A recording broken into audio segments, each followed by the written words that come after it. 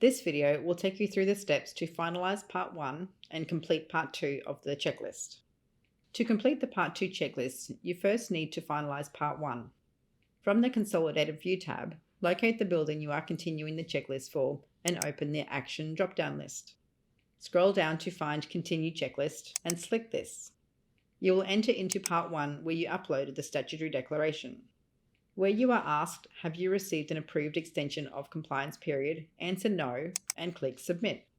You will receive notification that you must continue to Part 2, so you're going to click the Continue Checklist button and commence the Part 2 checklist. Part 2 of the checklist commences by you confirming you have engaged a building industry professional to assess your building by ticking the box. You will enter that professional's name, company name if applicable, and license number into the fields provided.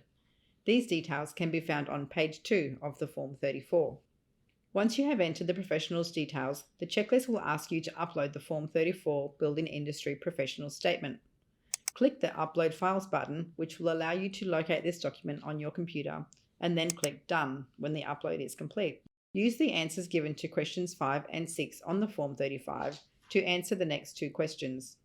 Depending on the answer you give to the first question, the second question may not appear. Please note, ensure you answer the questions in the online system exactly as they have been answered on the Form 34.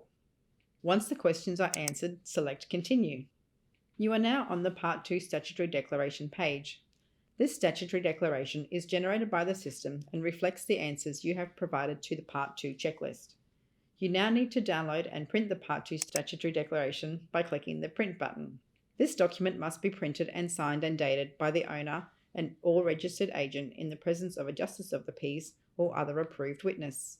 Please note, the building owner's name must be inserted here. Remember, the building owner could be an individual, a company, or a body corporate. You can now pause the process again by clicking the Close Checklist button in the top right corner of the screen, where you can make your way back to the consolidated view. When you are ready to upload the Part 2 Statutory Declaration, from the Consolidated View tab, locate the checklist you are progressing and select Continue Checklist from the Action drop-down button next to that building. You will now see the Statutory Declaration page. Click the Upload Files button, which will allow you to locate this document on your computer. Now that the Part 2 Statutory Declaration is uploaded, it is important that you do not click Submit or answer any further questions. Please note, if you click the Submit button, the building will progress to the next part of the checklist. You can now pause the process again by clicking the Close Checklist button in the top right corner of the screen, where you can make your way back to the consolidated view. Then under the Return to drop-down box, select the consolidated view. You will notice the status of this building will have changed to Part 2 Stat Dec Uploaded. Please email us at qbcc.saferbuildings@qbcc.qld.gov.au to advise the statutory declaration has been uploaded. The Safer Buildings team will review the material and further instructions will be provided by return email. Up next, completing Part 3 of the checklist.